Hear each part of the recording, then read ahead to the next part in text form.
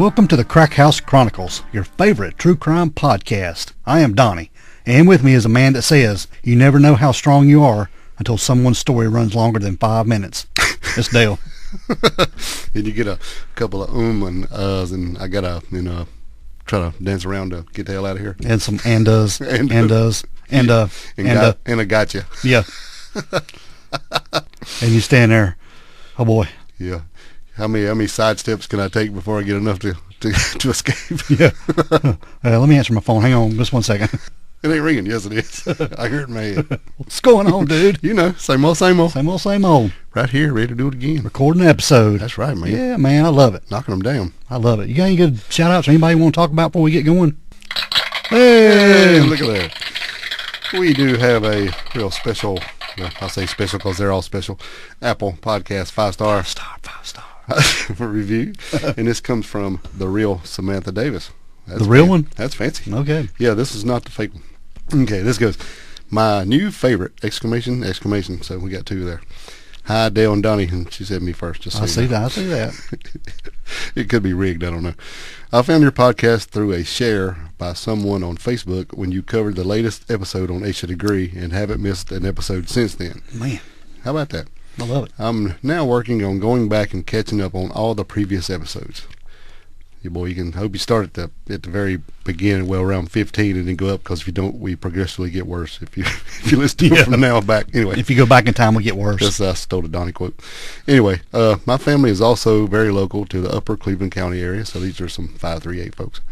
I love how thorough your coverage of the information shared is given, and how respectful you are of the families you are sharing about, and how to navigate through sensitive information and topics. Well, keep up the awesome work, guys. I'm looking forward to hearing more on the Asia investigation, as it's so close to home, relatable for us. We love you guys. Samantha Davis from Lawndale, North Carolina. Well, thank you there, real Samantha Davis. Yeah. Glad I ain't the clone. I know. Yeah, we wouldn't like that. Oh, the fake one. Yeah, either way. So thanks a lot. I appreciate you going there and giving such a great review there, and appreciate the 5 stars, and most of all, thanks for listening and sharing. Yeah, we appreciate a whole big bunch. Whole big bunch. We do. Whole bag full of them. Yeah, dang right. If anybody else wants to be like Samantha Davis and go to Apple Podcast and click that 5-star, you can, and you can write something in the box. Yeah. We get notified, and you will give a big old shout out. We will. We might stumble through it, but we'll get it. We stumble through a lot of stuff. If anybody just listens to our We're just stumblers. Unedited versions. We put this thing together and make it work. Yeah, this is a puzzle. It is. Without the box to go by. Yeah. What a mess. Anyway, it's a beautiful mess. We love it. And remind everybody, then go to the store page, get you something to wear, get you a t-shirt, something else. Yeah, like our buddy JT just sent us a photo of himself proudly wearing our Crack House Chronicle merchandise. Yeah, I think he was in the grocery store when he sent that. Yeah, we figured that one out yet. Yeah. Whatever. I'm cool in English. Take my picture. Over there by the vegetables. Yeah, he was looking awful hard at them cucumbers for some reason. But he's probably thinking about toasting some bread or something. Yeah. Toasty buns. Toasty buns, boys. Yeah, toasty buns. He likes a toasty bun. On his smash burgers. Thanks, JT. We appreciate it. Yeah, we do. All right, other than that, dude, we're going to get going this episode. Let's roll, brother. Man, we got to get one. We going to the tundra. We are. We're going up north. Yep. We're going to the Green Bay, Wisconsin area. Right there in the middle of it. Yeah. Now, Dale, our story that we're doing starts on November the 22nd of 1992, and this is a Sunday night. And this is when the employees at a Green Bay paper mill, they were working with police investigators, and they were going to drain a massive vat in this paper mill. Mm-hmm. Yeah. Because there at the bottom of this vat, there was an employee that they'd been looking for. Yeah, for a while. Yes. Yeah. But this employee's name was Tom Monfils, and he was 35 years old, and he failed to show up at his workstation on the morning of November the 21st. And the search for him had taken nearly 2 full days. Right.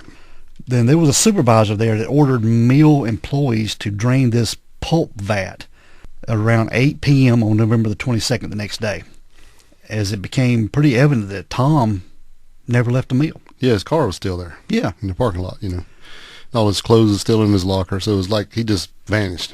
He never showed up at home or anywhere else. Right.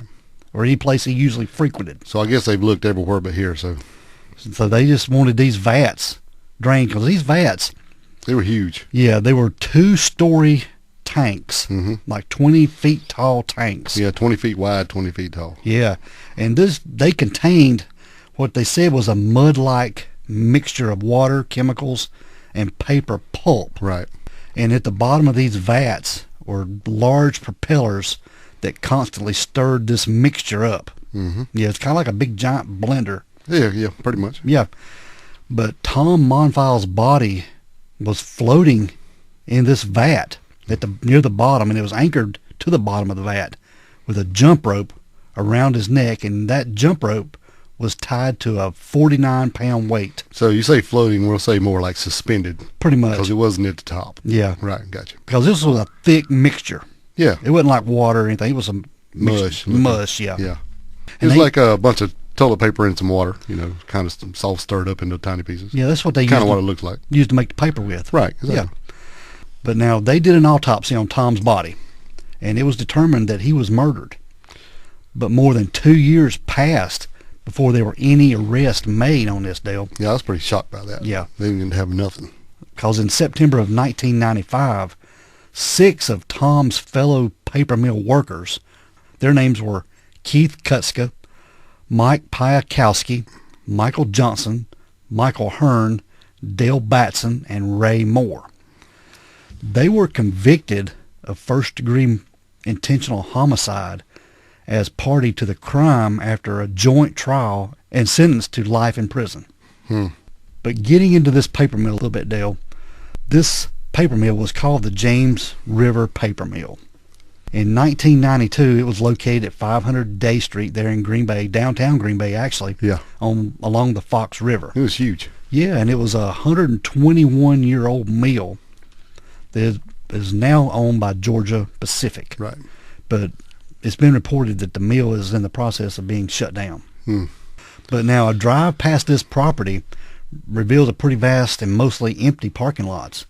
But now in the early 1990s, this mill was a bustling work area. Yeah. There was more than 1,000 workers running multiple paper machines from many shifts. Yeah.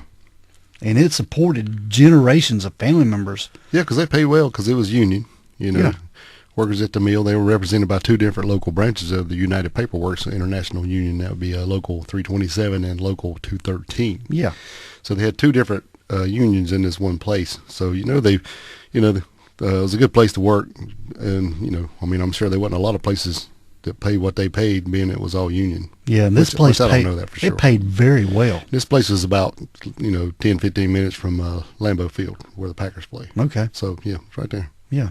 But the workers there made really, really good money. Yeah. I mean, it was high dollar paying jobs. Yeah, there were some of them back in the 90s that were making over 100,000. Well, that's with their added benefits, however they figure that. Totals, and then lifetime wages had earned over $1 million. That's crazy, isn't it? Working in a paper mill. Yeah, and I don't know how long they'd been working there, but a while, I would say.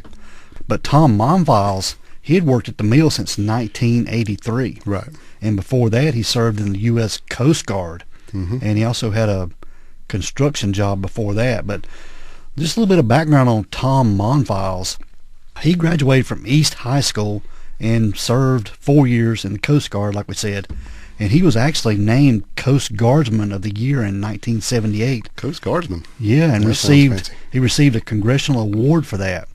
And he was also married to Susan Monfils. They were married on August the 12th of 1980 in New Jersey. And Tom was a pretty hard worker, is what had been described, and he just loved to help people. He'd even been told that roofed some people's houses and done things like that for neighbors, and just done all kinds of stuff. There was also some talk around the mill where he would just kind of done what he needed to do to get by too. So I don't know which way to lean on that. Yeah. And also to note, his dad also worked at the mill. He did. And actually had retired from the mill only 10 months before this. Okay. Yeah. But Tom knew a lot of people at the mill, and it had been described that he was a social butterfly. So I guess he just got along with everybody, or everybody knew him, or he just spoke to everybody. Right. Now, on November the 10th of 1992... That was my birthday. Oh, happy birthday on November 10th, Yeah, how about 1992. that? But not the same year, right? No. Okay. Well, it was at that time. Okay. It was, yeah. But now, on November the 10th of 1992, Keith Kutzka, one of the guys we mentioned earlier, he worked alongside Tom Monfils, and they worked near each other for about a decade. Yeah. And this is when Keith Kutzka took about 10 to 15 feet of electrical cable from the mill. Right. And what I saw was that somebody had went up and ordered some cable, like 200 foot, and then he went and got, I think it said 16 feet in the documentary we watched. Mm-hmm. And he was going to take that home with him. They said it was pretty expensive, whatever this stuff was. Yeah. You know, it wasn't a drop cord, but it was something to make a cord with. It was just heavy gauge. Yeah. Yeah. But he said it wasn't, you know, out of the ordinary for people to take scrap or get stuff or whatever, as long as they asked. Filled out a paper to get or it. some kind of, yeah. Yeah, so I guess they would have a record of it. I guess there's a way to do it, way not to do it. Yeah, but Keith Kutzka was just going to take the electrical cable from the mill. Yeah, and I'm sure it was probably not rare for a lot of people to do the same thing. Yeah. Just take stuff. Mm-hmm. But at about 4:45 a.m. that day, Tom Monfils, he called the Green Bay Police Department, and he reported a theft that was happening at the mill. Right. And also, Dale, he asked to be kept anonymous. Yeah, he really specified to be anonymous. He did. Because he didn't call them to report it. He called them to tell them about it. He wanted them to call the mill and tell them they need to check into it because he wanted it to be kept anonymous. Mm-hmm. And just so everybody knows, he didn't call 911. He called the non-emergency number to the Green Bay Police Department. So we got that call right here, Dale. Can we please, Michelle? This is Mary, please. Yes, it is. Okay. I'd like to report an employee theft, which is going to occur at the I'm sorry, which is going to occur? Right. Right. An employee that's taking stuff out of the paper mill. Okay, and what is your position there? Just an employee. I witnessed him, loading the stuff up or whatever, getting ready to take it out. Did you notify your security? No, I didn't. What I want you to do is you to contact them. I don't want anything to do, So basically it will be anonymous, and you will contact them to let them know what's going to happen. Okay. Who is it? Keith Kutzka, and it's like yellow extension cord material. So it's quite expensive. Okay. But he's known to be violent.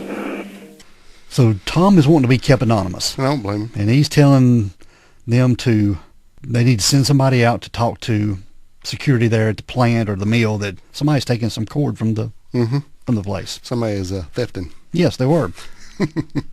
Well, I'm assuming that at first he didn't want to be known who it was because he didn't want to have no conflict with anybody. Plus, I think it was I don't really know a lot about unions because down here it's pretty rare.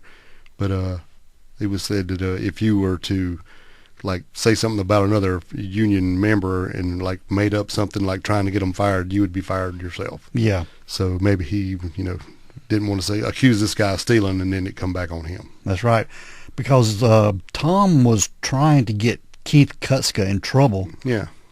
Because a union boat was approaching, and it was on the possibility of a 12-hour work days that would shorten the work week. They were going to 4 12-hour days. Well, they was working a swing shift before, and then they wanted the proposal was to come down and just work 4 12s, which that's what I would do. I couldn't work the swing shift. That would just kill me. Yeah.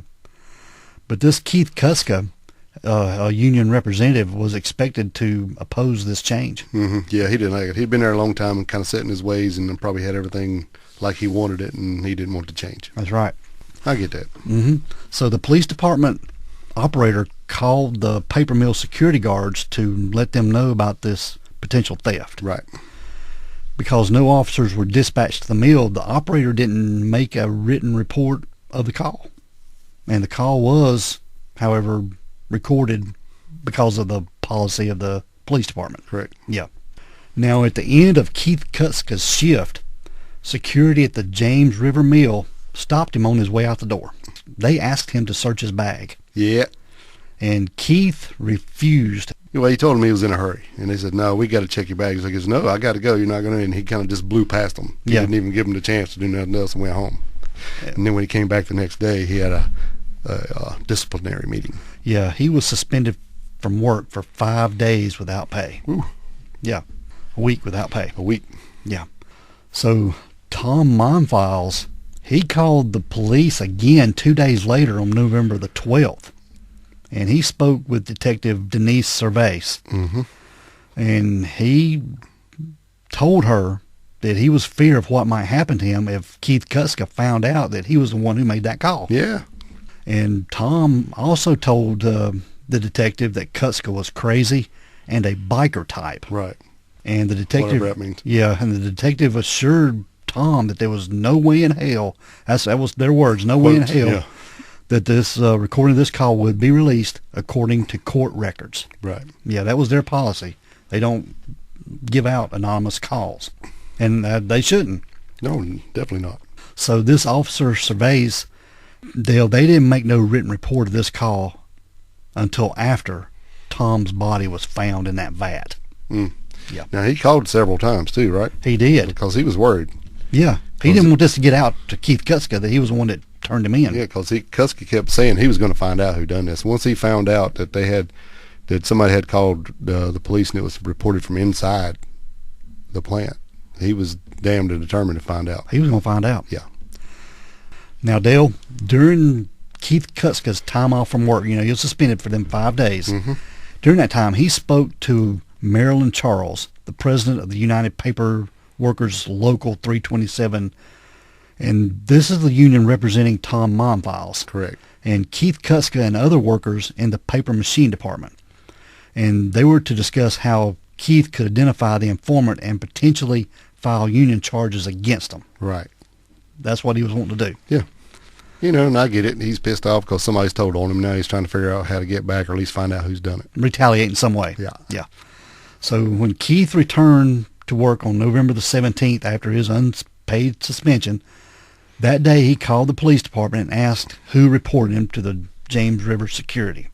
And there was a lieutenant named Michael Mason, and he informed Keith Kutzka that he would need to know what time the phone call came in, and told him he could call a different officer who might remember. Yeah. So Keith learned of the time of the phone call when it was made, and told a group of workers, including Monfils, that he was going to get a hold of the tape and find out who reported him to the police. Now that night after 10 p.m., Tom Monfils called the police department again and asked to speak to the highest guy up. Right. And he was forwarded to the acting shift commander. His name was Lieutenant Kenneth Latour. That's a pretty cool name, Latour. Yeah. And again, he told him the story and said he feared Keith Kutzka would take him out. Yep. Yeah, he said something like, well, if I don't show up at home, they'll know he took me out or something. That's right. Something like that. Yeah. And Latour said he was 100% sure that the tape could not be released as public record, but told Tom to call James Lampkin, who worked in the police department, communication department, and he to put his fears to rest. So why wouldn't Lieutenant Latour call him his damn self I don't know, and just put it to rest right there? because he wouldn't speak to the highest guy up. Yeah, so highest guy up could just make over and call to James Lampkin himself and go, look, make sure this is done. Maybe James Lampkin wasn't there or out of town or something. Who knows? Or maybe he had a buddy named Keith. Who knows? Could have been. I don't know. Speculation.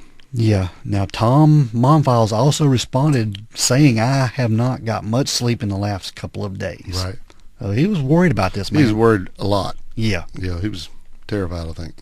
So this Lieutenant Latour did not refer the information from his call with Monfils to anyone in the police department and made no written report of the conversation, according to the documents in a lawsuit the Monfils family filed against the police department later. Right. Now, I don't know if he was more scared of Kutzka or scared of losing his job. Might have been a little bit of both. But, exactly. Because it's been reported that Keith Kutzka was a little bit of a bully. Yeah. He liked to talk it up. Yeah, depending on who you talk to, he was more of a bully than other people, but he just liked to needle you and give you a hard time.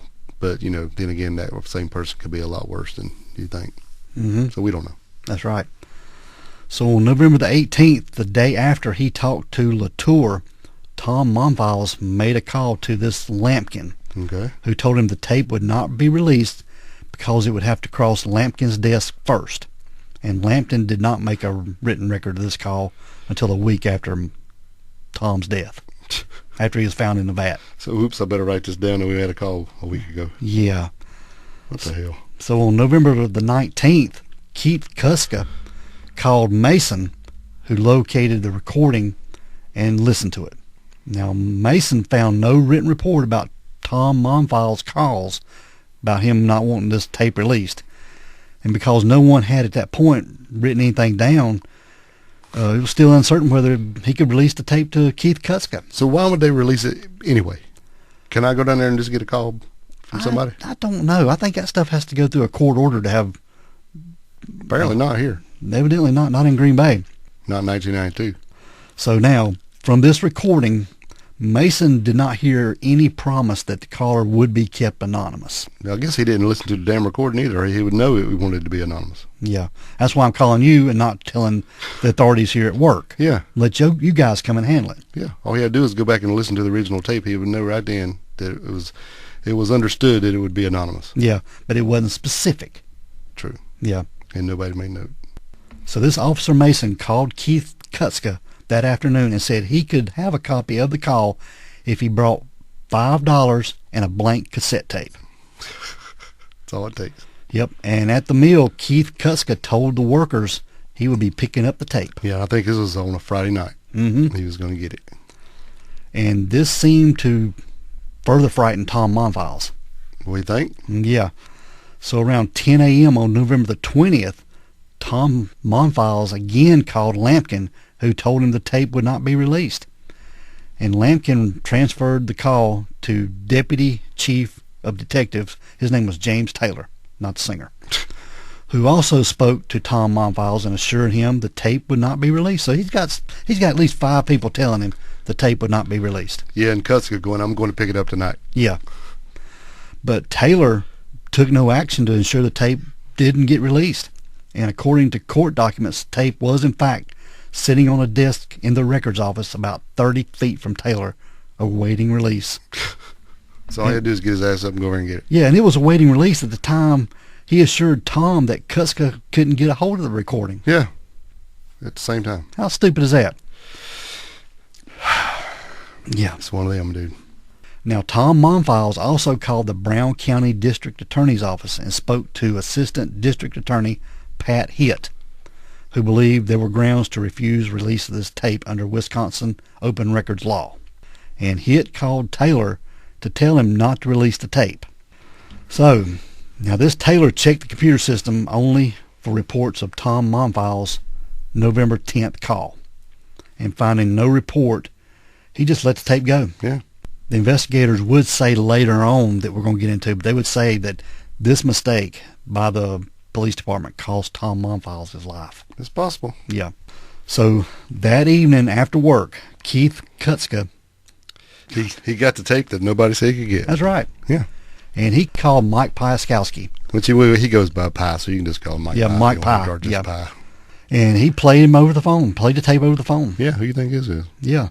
Keith Kutzka explained to Mike Pye that he had spoken to the union and that to file union charges against Tom Monfils, Kutzka needed 2 or 3 witnesses to identify Tom's voice on the recording. Right. Since Tom did not say his name in the emergency call that he called the police department with. Because he was anonymous. That's right. And Mike Pye agreed to be one of those witnesses. Correct. Now, on the morning of November 21st, This is Monday morning. yeah, Keith Kutzka showed up to work with a copy of the tape, with a tape recorder or tape player, with Tom Monfils' voice on it. Mm-hmm. And around 7 a.m., Keith Kutzka and another mill worker, his name was Randy LePack, they entered Coop 7. This is like a control room for the vats and the machines. Yeah, it's a control where computers and all. Plus, it's a / break room. It's like an airtight room where there's temperature control because that place is so hot and you have to keep all the computers at a good temperature for them to run correctly. Yeah, but it was They called. just called them coops, like a chicken coop. Yeah, but it was Coop 7, Yes. and that's when they went in there, and this is where Mike Pye and Tom Monfils were stationed. Mm-hmm. And Keith Kutzka played the recording and asked, Yeah, he brought a tape player in there. I don't know. It says a small tape player, but then it shows a boombox, so I don't know which one. It was either way a cassette player. He brought it in, set it on the table, and said, "Hey, name that tune, Pazowski," and hit play. yeah, With Monfils sitting there. He was sitting there reading the paper. yeah, reading the newspaper. Mm-hmm. And Kutzka said, "Do you admit that you on that tape?" And Tom admitted that was him on the call. Sure did. He did. He admitted it. And Terrified. and Keith Kutzka played the tape for about 20 mill workers that morning. Right. And he was stirring up some anger. He was stirring it up. Yeah, stirring the pot. Now, shortly after 7 a.m., he played the tape for a group that included Mike Pye, Hearn, Moore, Batson, and Johnson. These are the guys we mentioned at the beginning of this episode, the ones that went on trial. And this took place over in coop number 9. Yeah. Over by the paper machine number 9. Yep. So I guess each machine must have its own coop, you think? I would say so. That sounds right. That's what it sounds like. Okay. So Keith Kutzka implied that Tom Monfils' accusation of the theft was false, and he told Moore and Hearn to give Tom Monfils some shit for snitching on his fellow union member. That was another quote. Yeah. Give him some shit. Right. So I guess pick on him, talk Yep. bad about him. Push him around, whatever. Yeah. So this is when Tom left his post at coop number 7 to perform a turnover, Correct. which is like a periodic task that involves taking a roll of paper off the machine and replace it with a new one. Mm-hmm. And this was scheduled for around 7:34 that morning. And around this time, a confrontation allegedly took place at a water fountain between coop 7 and 9. It was by the bubbler. If it was in Wisconsin, it's a bubbler. That's the water fountain. That's what they Yes, call it. a bubbler. Okay. Yes. A bubbler. Well, That's probably the only place it is, but that is definitely what it's called. okay. So they met at the bubbler. There. Yep. Okay. Even in the documentary, when it's showing the diagram, it's labeled bubbler. The bubbler. It's a Wisconsin-made documentary, of course, I guess. So there was a confrontation took place at this bubbler. Yes. Yeah. You can say that 3 times real fast. That. Yeah. And at about 7:45 a.m., Mike Kutzka and Ray Moore entered coop 7 and were followed shortly after by Mike Pye, according to court documents. Mm-hmm. And Kutzka told Mike Pye to alert a supervisor that Tom Monfils was missing from his workstation. Yeah.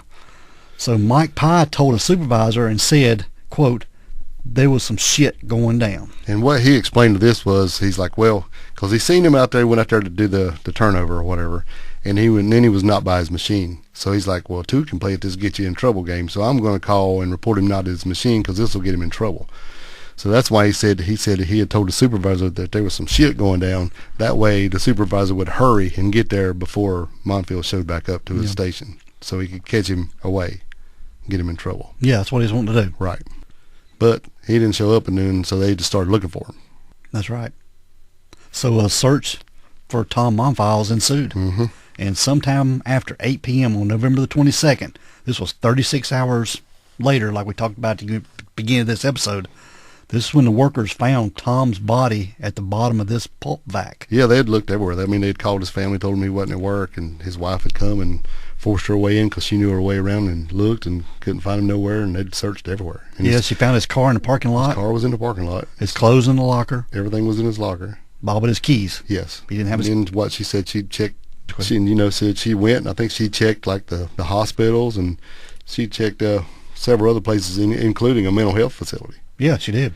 But I was like, well, I mean, hell, if she's checked everywhere, that's the only place she hadn't checked off, right? You know, so you got to try. But the way I look at that is, if he was in somewhere like that, he had to be taken.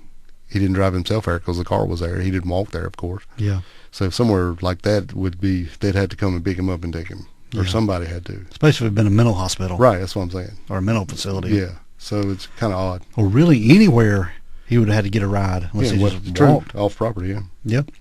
So at around 8 p.m. on November the 22nd, like I said, this is 36 hours later, workers found Tom Monfils' body at the bottom of this pulp vac.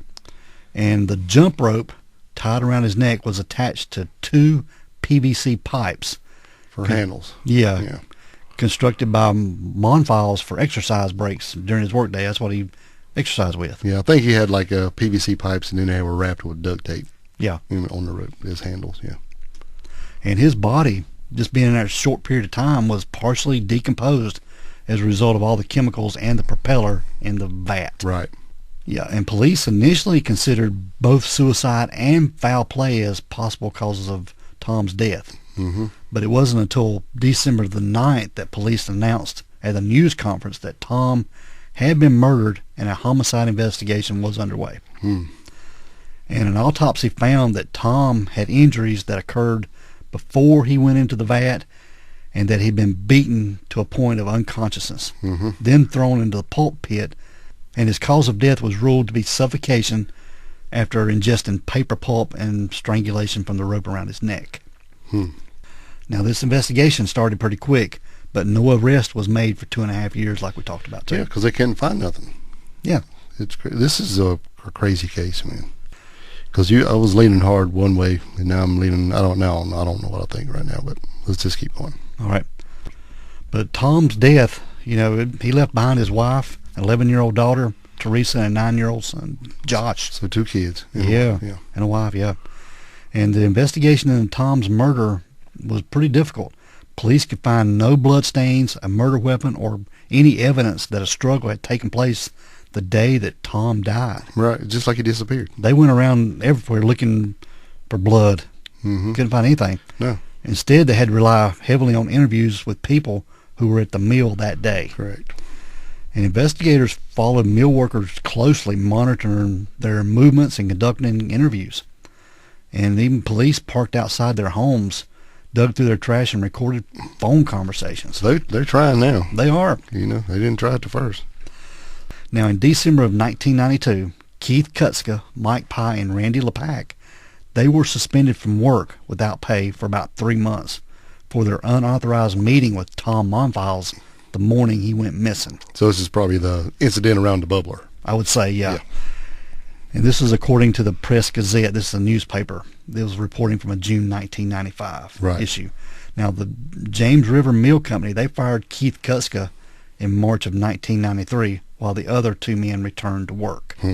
So what they're thinking is Keith Kutska is like the ringleader. Yeah. Well, they knew something happened when Tom Monfils was filling out the paperwork from that change. It was like at 7:34. Like they said, there was a big pin mark across where somebody had come up and pushed him, and so his pen made a big mark across the paper. Like a drag across the paper. Yeah. So right after he had wrote that, so they know what time that happened. Now, Dale, it wasn't unusual for the James River Mill Company to allow union members to take disputes into their own hands.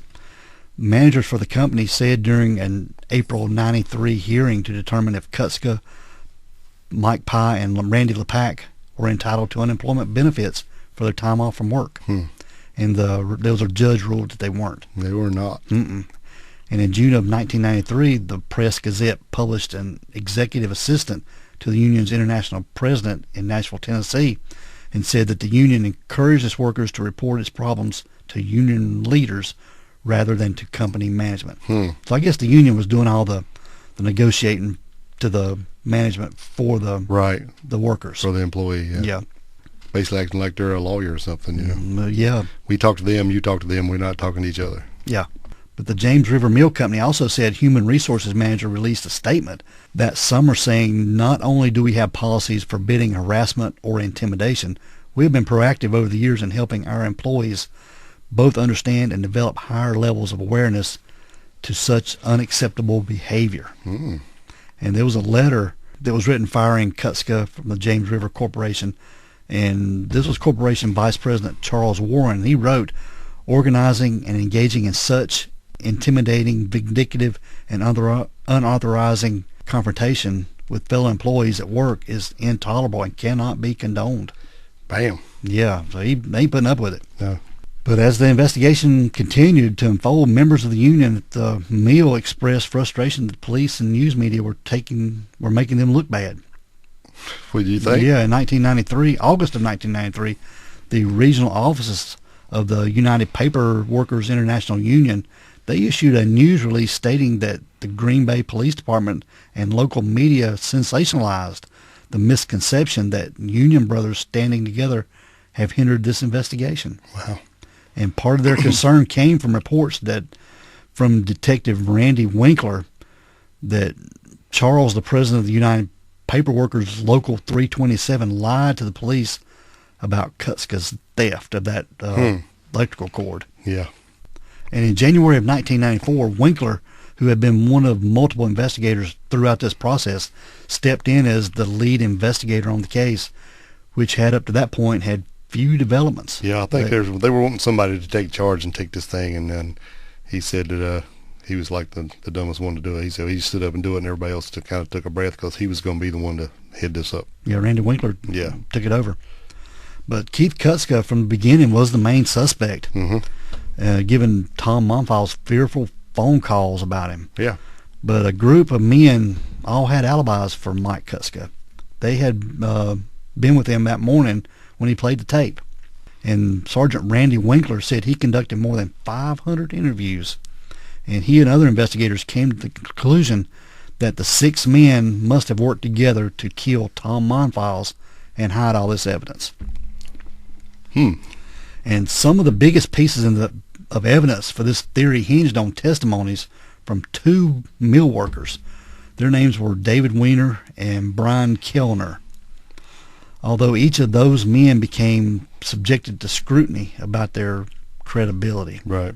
Now, 6 months after Tom Monfils' death, this David Weiner contacted police after he recalled a memory from the morning Tom went missing. Baston and Johnson were walking toward a pulp vac connecting the number 7 and number 9 coops that was about 6 feet apart, hunched over and seemingly carrying something between them. Yeah, they don't know what it was. Right, couldn't see it as a wall. Yeah.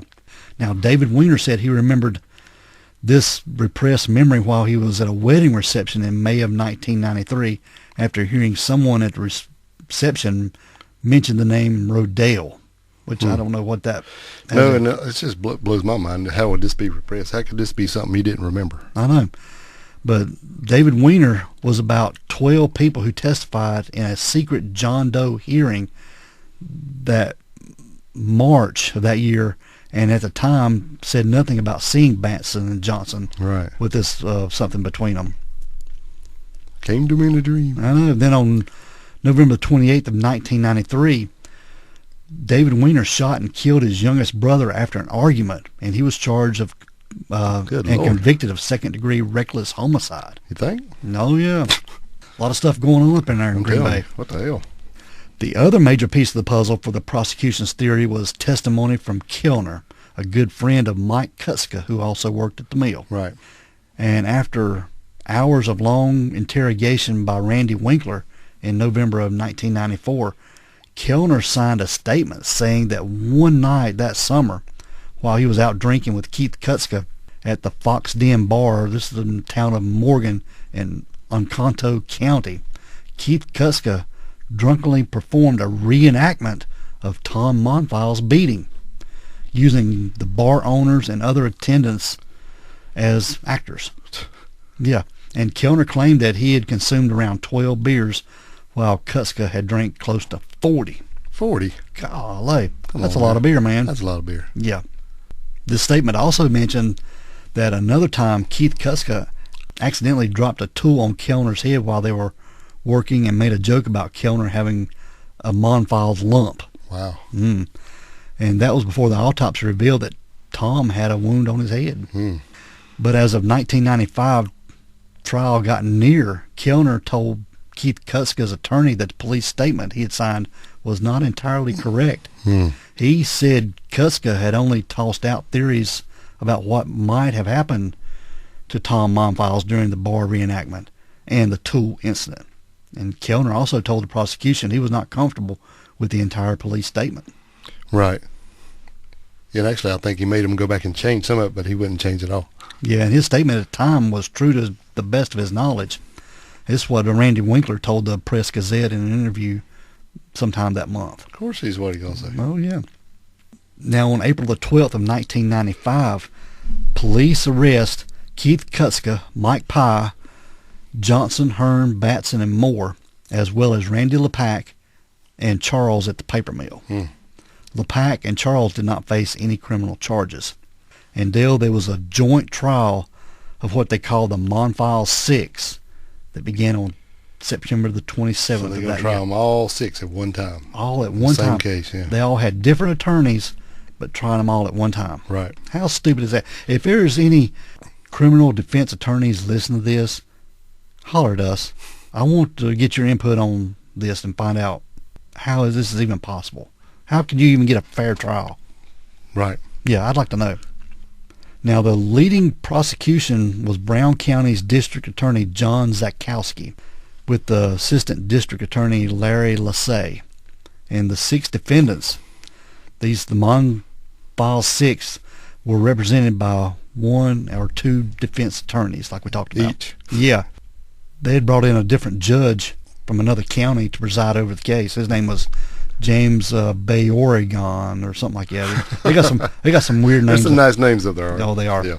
Because there was so much publicity around this case deal, the Green Bay community, they all had their strong opinions about it. And they probably still do. Yeah. To ensure impartiality, a jury was brought in from Racine County, Right. another county. That's down south. Yeah. And the entire trial lasted 6 weeks. And the jury was sequestered in a Brown County hotel. Right. But in the state's opening statements, Lassay told the jury, if details are extremely important to you, you're going to be disappointed. There are gaps. What the hell? Yeah, during Right there. from the get-go. First thing. During the 3 weeks of arguments, the prosecution painted a picture of an angry mob of Union brothers who beat Tom Monfils to unconsciousness and covered up the crime by tossing him to his death in this vat, Right. this pulp vat. They were saying that somebody come up behind him and hit him in the head with a wrench or some kind of something and knocked him out when they were having the altercation at the bubbler. Mm-hmm. Yeah. But there was no physical evidence that a beating took place, Right. and no witnesses saw anything. And there was no blood around the area like we talked There about. was nothing. No. Now this David Weiner testified about his recalled memory seeing Batson and Johnson carrying something heavy between them. You know, he remembered that at this wedding or Right. this reception he went to. And Weiner also told the jury about his fear of Batson, that he would not use the paper mill's restrooms unless someone stood guard with a knife. What? Yeah. When asked by Zakowski why Weiner had said nothing of this memory at the John Doe hearing in 1993, Weiner said he just had a mental block or something. Or something. Yeah, that was his quote. Nice. Had a mental block or something. That'll usually get you out of it. I had a mental block or something. Yeah. I really don't know. Now, Kellner testified about the Encanto bar reenactment that stated Keith Kutzka's statement about attacking Monfils were hypothetical and how it may have happened. And James Gilliam, who shared a jail cell with Ray Moore, I guess that when they were put in jail waiting for their trial, he testified that Moore said he beat Monfils but did not kill him.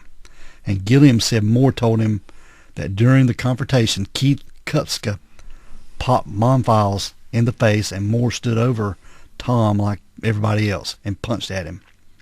And Gilliam testified that he and Moore, who killed Monfils, and Moore allegedly pointed to a newspaper with the 6 defendants on it and said, "Pick your choice." And in 2001, Gilliam was sentenced to life in prison for stabbing his wife to death. Just a little side note on him. This Boy. jailmate. We got some nice ones in here. Yeah. Now there was a James Charlson. He was an inmate who stayed in the same cell block as Dale Batson, and he testified hearing Baston make a phone call allegedly saying he knew who killed Tom Monfils and that he should have left town when the police were questioning everyone. Now there was a woman named Dodie Verstrate who befriended Keith Kutzka when he helped her husband pour concrete in 1994. And she testified at a preliminary hearing that Kutzka told her he had killed Monfils and that the killer's only mistake was putting his body in the wrong vat. The correct vat would have destroyed his body. So I guess these vats, they had different chemical makeups probably. Yeah, different. It's probably different. I guess you'd call it different types of pulp for different paper. Either that or they break them down different. You know what I mean? This vat's for this one's for this. And, Yeah, so evidently there was a stronger vat. there's something over there would basically destroy the body. Yeah. That's what he said. She said They put them in the wrong blender. They put him in the wrong blender, yeah. And multiple mill workers testified to being afraid of Baston. One worker, his name was Alan Kiley, wrote a letter to the prosecutors asking them not to call him as a witness at the trial after Baston asked him not to tell anyone what they had talked about in regard to the Tom Monfils case. And Kiley, who helped drain the pulp vat when Tom's body was discovered, testified to seeing Baston in the area at least 5 times that day. Man, there was another person testified. His name was David Webster, and he said that he felt worried because of David Weiner's paranoia, and Baston asked him many questions, including what Weiner knew about the murder. So why Weiner wouldn't go to the bathroom unless somebody had a knife? I guess. That was weird. I never. Yeah. And there was another mill worker. His name was John Abst. I get Abts, Abst. We'll go with that. Yeah. He told the jury that a month after Tom died, he heard Johnson say Tom got what he had coming.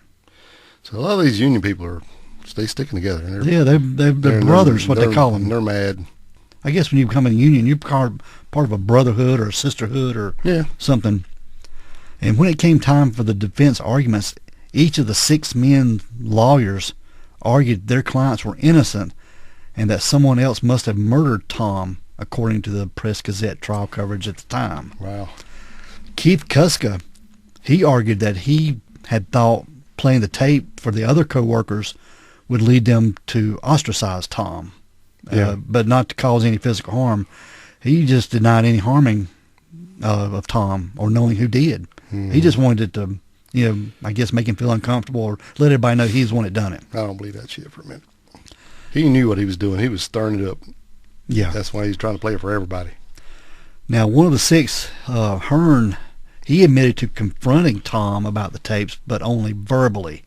He said Keith Kuska had encouraged him to say something to Tom, and he did because he wanted to be one of the boys. That's man. right. Just like the ringleader he's running the ring. Part of the gang. Yep. Hearn's attorney hinted that Kuska and Moore may have been involved in Tom's disappearance.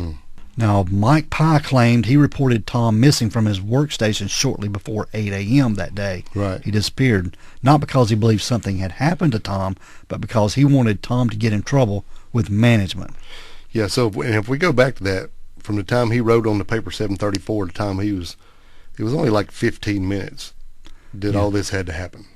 Organize a party to get rid of Tom. Beat his ass, tie a rope around his neck, take him, drag him over, and throw him in the vat without anybody seeing anything. Yeah. It had to be done, and everybody just kind of go back to being their regular old self, get your stuff, everything cleared. And it was an orchestrated event. Yeah, it had to be, but it had to be that quick. Yeah. Now, Ray Moore's attorney argued that Moore did not know who Monfils was and did not even arrive in the area until after Tom had already been harmed and part of a different union than the others. Moore was asking other workers to identify who Tom was up to that point, when the state believed Tom was already dead. His attorney agreed that people claiming they saw Moore in the area mistook him for a different black employee. Right. He was the only black fella involved in this. Yeah. And I think that Kuska had actually made the comment for him to go over there and get on him, Yeah. Because he said he'd probably report it and say it was some kind of racial thing. Yeah. But Baston and Johnson suggested the wrong people were on trial, and the real killer may have been this David Weiner. He's a pretty paranoid dude. Yeah, wouldn't go to the bathroom when somebody's watching his back. With a knife. Yeah. And the theory that Weiner could not have been the real killer was based on a few things, Dale. The fact that he had proven he was capable of killing someone when he murdered his own brother. Right. And the suspicious nature of his recalled memory. Yeah. And there was a religious message that was found in a phone book that defense attorneys argued might have been a fake suicide note written by David Weiner. And on the note in pencil on the page of the phone book that contained Monfils' name and number and said, "I do not fear death, for in death we seek life eternal." And although David Weiner said he did not write this message, 2 handwriting experts testified that the handwriting did not belong to Tom Monfils and was likely David Weiner's handwriting. And Baston's attorney also argued that the heavy object Weiner claimed to have seen Baston and Johnson carry, that between them, Right. could have been Tom's body, because David Weiner claimed to have seen them around 7:30 a.m. and Tom was actually reported seen alive after that. Yeah, at least 4 more minutes. How crazy is that? But that's crazy is writing a suicide note in a phone book. Yeah. Defense lawyers also questioned if David Weiner had ulterior motives for testifying so he could get a reduction in his prison sentence. Both Weiner and the prosecution denied Weiner was offered any deal for testifying at the Tom Monfils trial. However, his sentence was shortened from 10 years to 8 years in May of 1996. And that September he was paroled after serving 3 years of his prison sentence. Well, isn't that a coincidence? Yeah. Now, Sergeant Alan Van Hout was one of the lead detectives on this case. He told attorneys during questioning there was likely no physical evidence because police did not know a crime had been committed until 36 hours after it took place. Mm-hmm. And the mill was regularly sprayed down to clean up any pulp residue or anything. Right. And I get that. Yeah. Yeah. Now, after closing arguments, the jury's deliberation took 10 hours. And the verdicts were delivered at around 6:25 p.m. on October the 28th, 1995. Just 10 hours. Huh? Yeah, and it was a Saturday evening. And Tom Monfils had been dead for nearly 3 years by then, Dale. Right. And all 6 were found guilty. Yeah, the front page of the Green Bay Press Gazette they just said guilty, guilty, guilty, guilty, guilty, guilty. That was the headline. But the community, man, they had a lot of mixed responses on this. Yes. The Press Gazette newspaper reported multiple people's comparisons to the guilty verdicts in the Monfils trial, for which evidence was primarily circumstantial, to the not guilty verdict in the O.J. trial. Which was going on at the same time. Yes, it was. And while this is going on is actually when the O.J. verdict came out. Yeah. And this is one of the reasons they think maybe they convicted him, because the O.J. trial. Yeah. Because prosecutors are going, man, if they got O.J. was not guilty, and all the evidence they had, what kind of mountain do we have to climb here? Because they didn't have anything. Mm-hmm. And he was thinking, well, maybe those people out there in California did it, but we're not going to do it here. Yeah. But now, Zakowski and Winkler, the detectives on this, in interviews for this story in the newspaper, said they remained confident that the right men were brought to justice for Tom Monfils' death. Now, in 1997, Susan Monfils and her 2 kids were awarded $2 million in a lawsuit against the police department. And Detective Winkler was placed on leave for several months while the department conducted an internal investigation. Right. He told the Press Gazette that leaving the department was directly related to stress from the case, but he declined to elaborate, and he retired in November of 1998. Yeah, I think they retired him. I think so, too. Yeah. Because he left and he came back with a different title, and then he retired early for basically saying PTSD from all this stuff. Mm-hmm. And I think they just went ahead and let him go on. Yep. And in 1997, a post-conviction hearing requesting a new trial for Baston and Johnson, Kellner testified that he had lied at a 1995 trial when he said Kutzka told him Baston and Johnson were part of the group that confronted Tom about the tapes. He also testified that all of Kutzka's comments about Tom's death were hypothetical and preceded by what if statements. Yeah, what if? And Kellner said he lied because Winkler had threatened he'd lose his job and custody of his children if they didn't provide what was needed. Yeah, this Winkler guy, man. Yeah. I know the guy who took over the case, and he'd already tried to get this fellow to sign a paper before.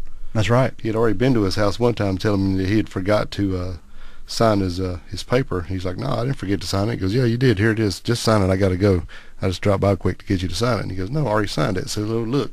So anyway, he said he was getting ready to sign it, and his wife shows up and goes, what are you doing? He goes, well, I'm signing this paper for him. He goes, well, did you even read it? He's like, no. So then he read it, and there was a bunch of stuff in this statement that he actually didn't sue, and Winkler got pissed off because he wouldn't sign it. Mm-hmm. So I don't know about this Winkler guy's a little sideways too. Yeah. But all these men were sentenced to life in prison. Right. It's Yeah. crazy, man. It is. It was either all or nothing. Mm-hmm. But after exhausting all of his appeals, this Mike Piaskowski, we just call him Mike Pie, Yeah. he petitioned the federal district court for a writ of habeas corpus, which is a request to be brought before a judge to challenge unlawful custody. And the U.S. District Court Judge Myron Gordon granted the writ and ruled that there was insufficient evidence to convict Mike Pye. Yep. And the state appealed that decision in July of 2001, meaning that Mike Pye was in effect acquitted and able to be tried again. Right. He got out. And the reason he was part of this group, essentially from the beginning, is that the prosecutor was going through a list of names who were working that day, and he was the only one that was able, in his mind, that was able to go and get that jump rope and that weight that they used when they threw him in the vat. That's right. And that was his, basically, how he linked him to the thing, because he just used process elimination, going, well, this guy was over here, this guy's here, he's dead, so he had to be the one to do it. So they lumped him in as well. Plus, he was friends with Ketska. Yeah. So he spent 6 years behind bars, and Mike Pye was a free man. He walked out of the Dodge Correctional Institute on April 3rd of 2001. It's in Waupun, I think. It is. Yeah. Yeah. He said he didn't even know anything about it. He was doing some extra work and working in the gym, I think, or somewhere, and some of the guards come and got him and told him, hey, you need to come check this out. You're in the news. Yeah. He didn't even know anything about it. Yeah. So he looked up and said, you going home, son? Wow. I usually puts a mark on your back if they know you're going home. That'd be some good news. Yeah. Now, the other 5 men had reason to feel hopeful after hearing that Mike Pye was exonerated. Right. And there was a Press Gazette article from July 2001, and Batson's lawyer, Rob Byman, was quoted as saying Mike Pye's successful appeal was good news for the other defendants, because it seemed to point to the possibility that the state did not meet the legal standard to convict Mike Pye. Right. And the same may be true for the other guys. Right. So, if he's out, why aren't we out? That's right. But the others remained in prison despite attempts to get their convictions overturned or sentences reduced. Right. And they all still say they didn't do it. Yeah. And each of the men were repeatedly denied parole for years. Hearn, Moore, and Johnson were first eligible for parole in April of 2010. Johnson was the first eligible for parole in April of 2011, and Kutska was to be first eligible for parole in 2015. But they tried several appeals over the years for these guys, Yep. and nothing happened. Now, there was a retired Minnesota lawyer. His name was Stephen Kaplan, who worked for the Innocence Project in Minnesota. And he was instrumental in getting the evidentiary hearing for Mike Kutska. And Kutska's attorney got a group of experts in the pathology department at the University of North Dakota's medical school to review the autopsy. And they believed that the autopsy did not unequivocally show that the cause of death was homicide. It could have been suicide, with wounds to Tom's body occurring from his body hitting the walls of the vat or getting hit by the vat's propeller like blades. And Helen Young, the medical examiner who conducted Tom's autopsy, died in 2007, 8 years before this hearing. And the new hearing for Keith Kutska also claimed to discredit Kellner's testimony from the 1995 trial, but Kellner died in 2014 before he could sign an affidavit. Right. Yeah, and I saw an interview with the lawyer who said, Kellner, he had a multiple myeloma cancer, and he knew he wasn't going to live, but he was like, I need to get this straight, and I need to do whatever, because he knew a lot of that stuff he signed on that paper was wrong because of that cop. And so he was recanting all this stuff and was going to sign a new affidavit, but the lawyer was on his way to get it signed when he passed away. Yeah. So it was never signed. But there was another thing that come up too. They said the jump rope that was used to tie the weight around Tom's neck had a half hitch, 2 half hitch knots. Mm-hmm. And this was a knot that Tom was frequently used to tie things with, because he was in the Coast Guard and he knew his knots. And this was his go-to knot. Mm-hmm. And that's one of the things that led the suicide part of it, claiming he tied the own weight around his neck. Right. Now, Kellner's daughter, her name was Amanda Williams. She testified that in 1994 and 1995, when she was around 13 years old, Winkler once interviewed her without her parents' permission or even knowledge. Now, he said he didn't do this in court. That's what he said. But she said that when she got home, he was in their driveway and was asking her a bunch of questions, and then even followed her into the house and talked to her for about 2 hours. Yeah, and even to the principal's office at one time. And this is where a woman questioned her about her home life. Yeah, wanted to know if she had heard anything, what they'd been saying to each other, what's going on. Yeah. And stuff like that, yeah. Now, he denied all this in court. He did. Yes. But this Winkler, he denied making threats to Kellner. At the evidentiary hearing, he claimed that he don't even know Kellner had children. Well, we ain't going to believe that, are we? No. If he's a detective and he's all into this, he knows everything about these Oh, people. he's got everything. Yeah. Of course, they didn't write down somebody calling to not release a tape, but they got everything else. Well, he's the detective, not a phone caller. True. Now, there was an interview with the Press-Gazette, and Cal Monfils, this was Tom's brother. His younger brother. He was 10 years younger. Yeah, he recalled going to Tom's house shortly after his death, and there in a screened-in porch, Cal found string tied to nails in the ceiling as if Tom had been spraying something and hung it up, and then the ropes just leaving the knots. Right. And Cal pulled the nails down and inspected the knots, and there were the same knots found on the ropes that were tied to the weight around his neck. True. Same type of knot. It was just saying, that's a knot he used. Yeah. Right. And he actually took nail and all in to show him, like, look, this is a go-to knot from him. Brought these from his house. But also Cal said that he believed his brother may have been dealing with some undiagnosed mental health issues, that he was having marital problems at home at the time of his death. Maybe. And further, Tom feared losing his job at the mill when people found out he'd reported the problem outside the mill. That's what Cal was reporting. Yeah, so kind of pushing this suicide theory pretty hard. They are. But one of the Monfils six, one of the six that was convicted, isn't it the Baston guy? He was dying in prison, and he was actually released on parole for health reasons, but he died the following June at the age of 77. Yeah, or they wouldn't let him out. Yeah. I think they actually put a monitor on his leg, and yeah. So he wasn't really free. He wasn't free. He was just out because of his health. Yeah, declining health. Yes. And Hearn was released from prison on parole in June of 2018, and Michael Johnson was released in June of 2019, followed by Ray Moore in July of 2019. And all these guys are getting on up in age. Yeah, that's right. Now, Keith Kuska, he was released from prison at the age of 72, and just last year in 2023. Yeah. But, man, this case is just baffling to me because, you and I have talked about it, and I don't have an opinion either way, suicide or murder. I could believe either one. I mean, to me, it's hard to make a case against these guys, really. I mean, they have nothing. They have nothing physical. No, Nothing. they don't.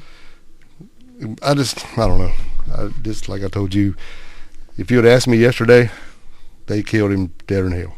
They killed him. Ain't no way somebody killed this dude. Whether it was him, whether it's not, whether it was one of them. I really don't buy the theory that it was all six of these guys were involved. I don't think they might have been involved if, like he said, like what was the black guy's name? Ray Moore. Yeah, like he said, I was there and we bent over and punched him. And that was probably, if that happened, then that's probably like, okay, everybody's going to have to hit him that way. We can't tell on each other kind of thing. Yeah. If that happened. But I don't know, dude. This damn shit about the damn suicide, I just can't wrap my head around that. Yeah. I mean, but then when you look at the other way, like you're saying, I mean, they only had 15 minutes. 15 minutes. I mean, if this was an unplanned thing where they just jumped him, now that could have been. I mean, they could have jumped him and go, hey, we got this weight here, and we'll run and grab a rope, and we'll throw it on and throw him in the vat. They'll never find him, and then that's the end of it. That could have happened in 15 minutes. It's just hard for me to wrap my brain around somebody would willingly go grab a 50-pound weight, tie it around their neck, tie it around the weight, throw it in a vat of chemicals that what's in there to kill yourself, to throw yourself into a blender that quick. From where you went to work and you're working there, you find out they got the tape, they're putting the tape. Does it scare you so bad that you're going to go kill yourself? He was Tom was scared to death that this tape was going to be released. Somebody was going to get a hold of this tape, and they were going to find out who turned them in. I don't know. It's just hard to me. I mean, because I looked up, there's like 2% of all suicides are drowning. Yeah. Not even saying in a damn hot ass chemical vat full of paper mush. Yeah. That would be a bad way to kill yourself. If you're going to kill yourself, go get in your car, go home, shoot yourself, be done. Yeah. I mean, I don't just or go drive off. I don't know, man. It's just, and I guess people do what they do. I don't know, but to me, it's just hard to believe that that's a way you would pick to do it.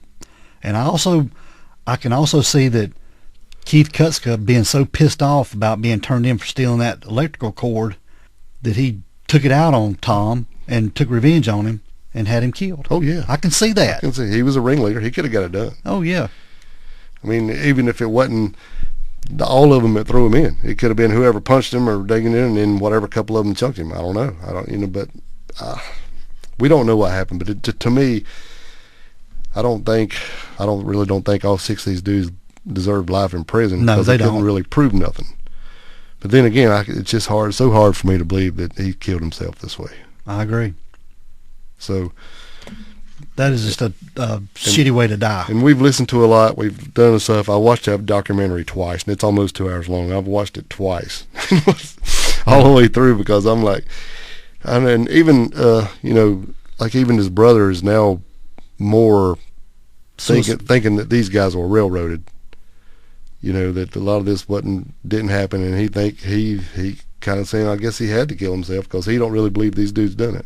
That's right. Even in the end of the documentary, him and Mike Pye are hanging out talking, and goes, if I thought he had anything to do it, then I definitely would not be here. But he just don't see it happening. That he said he didn't really think. Basically, he said these guys, he didn't think they were smart enough, and he said, and I don't mean that in a bad way. I'm just meaning if this was not premeditated, I just don't see how they all could have got together all at one time, organized this, and got it done, hit him in the head and it showed like a pipe wrench or something. Somebody come up behind him, hit him in the head, knock him down, stomp him around, kick him in the groin, take his thing, run back to this other room, get the rope, come back there with the ties weight around him, and throw him in this vat without anybody else seeing. Now, I don't know how many people are walking back and through here anyway, but when you see the meal in the documentary, it's kind of a dreary dungeon looking place, with all these old vats and stuff, being especially 120-year-old, I'm sure it's pretty dark, but I don't know, it just blows my mind that I don't know that, because and there's even somebody we had heard in one podcast, and I won't say what it was, that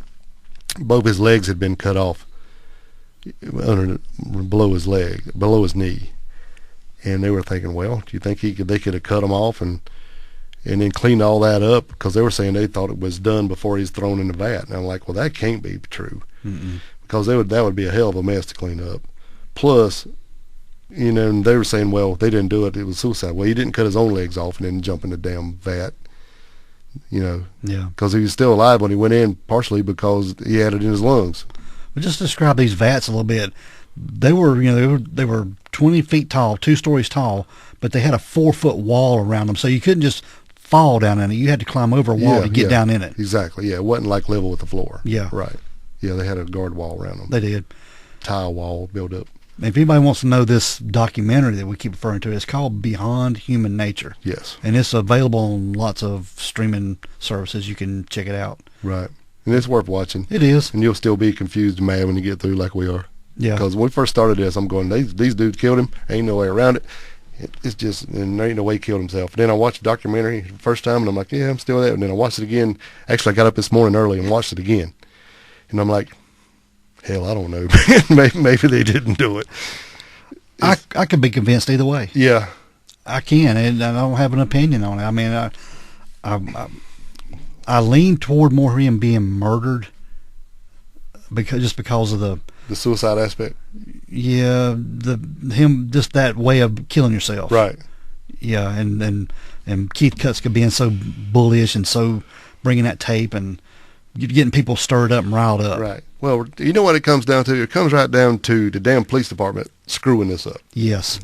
That tape should never have been released. It should have never been released. Of course, if he wouldn't have stole the cable, it could go back on Kutzka. If he wouldn't have stole the cable, then he wouldn't have been able to tell on him. And that was just a petty little thing that he called to try to get him in trouble. It ended up costing him his life, one way or the other. Yeah. It's just a bad case all the way around, man. And we want to really thank Jimmy Hensley for putting us in this predicament, because he Thank you, Jimmy. recommended this case, and it's been rattling my head for a week. Thank you for pissing stop, Jimmy. Great job. Yeah. All right, Dale, that is the death of Tom Monfils. Tom Monfils. Yeah. Sad case, man. It is very sad. Left behind a wife and 2 kids. It had so many more victims than him. All these families, 6 families, 7 counting Tom's, destroyed. Yeah. I mean, I don't know. And I don't know. I think the police kind of screwed this up, and I think this Winkler guy, I think he made up a lot of stuff. I think the cops were under tremendous pressure to bring somebody in, because it was like 2 years and 3 months before they ever done anything To solve this case, get somebody behind Yeah. bars on it. Yeah. Yeah. So I think, and like you said, that Winkler had actually tried to get him to sign something one time before, and then the next time they took him in the interrogation office and kept him in there for 8 to 10 hours and telling him all this stuff, and he finally just signed it. Yeah. And that was basically the biggest piece of evidence. And then later, when he tried to recant, is when he passed away before being able to actually sign off on the paper. Yeah. But hell, they'd already been in prison for how many years? Many years. So I don't know. Sad case, sad outcome. Yeah. Nobody won on this one at all. No. All right, Dale. We're going to get out of here, bud. All right, let's roll. We want everyone to be safe. Please be careful and always be aware of your surroundings. Because the next episode could be about you. This is the Crack Crack House House Chronicles. Chronicles.